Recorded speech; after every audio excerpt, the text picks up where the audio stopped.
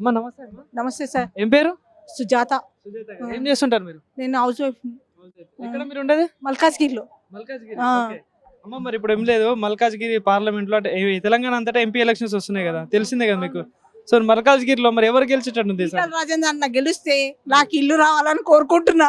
Road మీద ఉన్నా. నాకు ఇప్పుడు టిఆర్ఎస్ ఉండే మా ఉన్న ప్లేస్ గుంజేసుకున్నారు కొంతమంది, కానీ పేర్లు చెప్ప. అయితే నాకు మోసం చేసేసారు, నా సర్వనాశనం, నా జాగా నాశనం చేసేసారు. ఇప్పుడు టిఆర్ఎస్ వచ్చినా కూడా ఇల్లు ఇవ్వలేదు, ఏమీ ఇవ్వలేదు, ఏది చేయలేదు. డబుల్ బెడ్రూమ్ ఇచ్చిన పథకాలు ఇచ్చిన చీటీ ఇచ్చిండ్రు, తాను గుంజేసుకున్నారుగా, అంతే చేశారు కదా. ఇప్పుడు ఏం చేసారు? ఇప్పుడు ఈయన కాంగ్రెస్ వచ్చింది, కాంగ్రెస్ కూడా ఏం చేశారు? ఏం చేయలేరు కదా. 6 గ్యారెంటీలు ఇచ్చినాం, ఉచిత బస్. ఒక బస్ ఒకటి పెట్టి కొట్టుకుంటున్నారు, లేడీస్ అంతా కొట్టుకుంటున్నారు. మొగళ్ళకి ఏమైనా మర్యాద ఇస్తున్నారా? ఇవ్వట్లేదు కదా. ముందు వాళ్ళకి రెస్పెక్ట్ ఇచ్చిన తర్వాతనే కదా మనం లేడీస్ లో. అది లేకుండానే ఎక్కడ అవుతుందమ్మా? అవ్వదు కదా. ఇప్పుడు ఏంటంటే ఇప్పుడు ఈయన ఈటల రాజేందర్ అన్న గెలిచిండ్రు అనుకో, మాకు ఒక ఇల్లు రావాలి. నేను అదే కోరుకుంటున్నామ్మా. నాకు ఏది వద్దు, నాకు ఒక ఇల్లు ఇస్తే చాలు. ఇప్పిస్తారంటావా? మరి ఇప్పిస్తారు.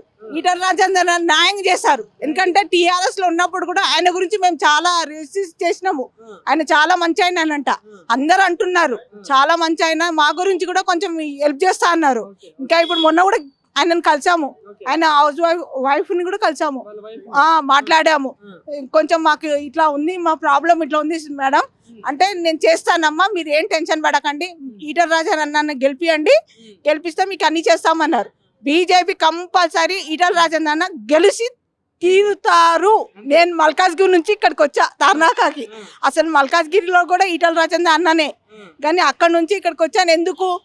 వీళ్ళతో కలిస్తే నాకు కూడా కొంచెం అది అర్థమవుతుంది, ఏంటి ఏంటి అనే సంగతి తెలుస్తుంది కదా. ఇక్కడ తెలంగాణలో కాంగ్రెస్ గవర్నమెంట్ ఉంది, మరి కాంగ్రెస్ నుండి కూడా కాంగ్రెస్ వేస్ట్, టిఆర్ఎస్ వేస్ట్. నాకు బాధ అనిపిస్తుంది, ఎందుకంటే నాది పోయింది కాబట్టి ఇంత బాధపడుతున్నా. కనీసం ఈ ఈటల రాజేందర్ అన్న వచ్చినా కూడా నాకు సపోర్ట్ ఇచ్చి నాకు కొంచెం హెల్ప్ చేస్తే, నాకు ఒక ఇల్లు ఇప్పించినా కూడా ఆయన పేరు చెప్పుకొని బతుకు, ఆయనకు ఫోటోకి పూజ కూడా చేసుకుంటాను నేను. అదొక్కటి కావాలి నాకు, వేరే ఏది వద్దుమా. ఆయన నాకు ఒక హెల్ప్ చేస్తే నేను ఆయన జన్మానికి తలుస్తా. ఇప్పుడు నడి రోడ్ లో ఉన్నా నేను. అట్లా చేశారు టిఆర్ఎస్ వల్ల. అయినా సరే ఈ కాంగ్రెస్ వచ్చిన తర్వాత ఇస్తా అన్నారు, వాళ్ళు కూడా ఏమి ఇవ్వలేదు. సమస్యలు ఉన్నాయని ఎవరికైనా చెప్పుకున్నారా? మరి ఏడు చెప్పనిస్తారు సార్. ఇప్పుడు ఈ దాంట్లో వచ్చిన తర్వాత నాకు ఇక్కడ వీళ్ళు హెల్ప్ చేస్తున్నారు, నాకు ఈ బీజేపీ వాళ్ళే హెల్ప్ చేశారు. మొన్న వచ్చినప్పుడు కూడా మీ మీడియాలో మాట్లాడా, ఇప్పుడు కూడా మేడం అన్నారు నువ్వు కూడా మాట్లాడన్నారు, నీ సమస్య ఏముందో చెప్పుకో అన్నారు. నేను ఇప్పుడు చెప్పేది ఏంటంటే నా గురించి చెప్పుకుంటున్నామ్మా. నాకు ఈటల రాజేందర్ అన్న గెలిచింది అనుకోండి, నాకు ఒక ఇల్లు వచ్చింది అనుకోండి, ఆయన పేరు చెప్పుకొని నేను బతికేస్తాను. నాకు అదొక్కటే ఆశ ఉంది, వేరే దేనికి ఆశ లేదు.